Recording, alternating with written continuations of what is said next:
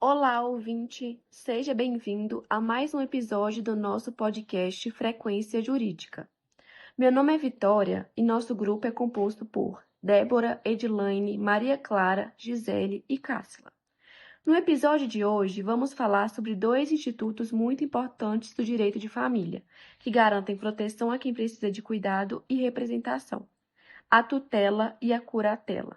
Você sabe o que acontece quando uma criança perde os pais ou quando um adulto não tem condições de cuidar da própria vida?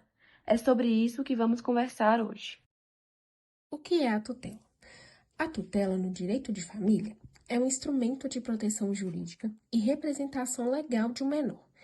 Existe em razão do falecimento, da declaração de ausência ou da perda do poder familiar de seus pais. De acordo com o dicionário do direito, o conceito de tutela jurídica significa defender, amparar ou proteger alguém ou algo mais frágil. Para ser tutor de alguém, é necessário que aconteça algum fato que acabe gerando a necessidade da tutela, como o falecimento ou a ausência dos pais do menor, ou a destituição ou perda do poder familiar dos pais em relação ao menor. Essas situações estão previstas no artigo 1728 do Código Civil de 2002. O artigo 36 do Estatuto da Criança e do Adolescente prevê que a tutela será deferida nos termos da Lei Civil à pessoa de até 18 anos incompletos. Em seu parágrafo único, é previsto que o deferimento da tutela pressupõe a prévia decretação da perda ou suspensão do poder familiar e implica necessariamente o dever de guarda. Quem pode ser o tutor?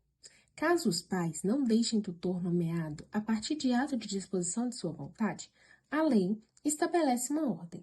Em primeiro lugar, caberá a tutela aos ascendentes, avós e avós paternos e maternos, ou bisavós e bisavós paternos e maternos. Aqueles de grau mais próximo possuem preferência quanto aos de grau mais remotos. Caso não haja ascendentes, a tutela caberá aos colaterais, irmãos, tios, sobrinhos e primos, até o terceiro grau. Também terão preferência os mais próximos aos mais remotos e os mais velhos aos mais jovens. O juiz levará em conta que a tutoria deverá ser exercida por quem for mais apto a exercê-la em favor do menor. Para isso, serão consideradas as particularidades do caso concreto, como, por exemplo, o tempo, a condição financeira, a idade, o modo de vida e se o tutor atenderá aos melhores interesses do menor.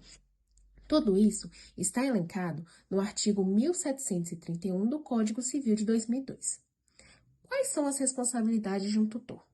Ao ser nomeado tutor de um menor, o indivíduo exerce todos os deveres que os pais, caso fossem presentes, deveriam exercer, como educação, alimentos, proteção, saúde, tudo que aquela criança ou adolescente necessite para viver bem.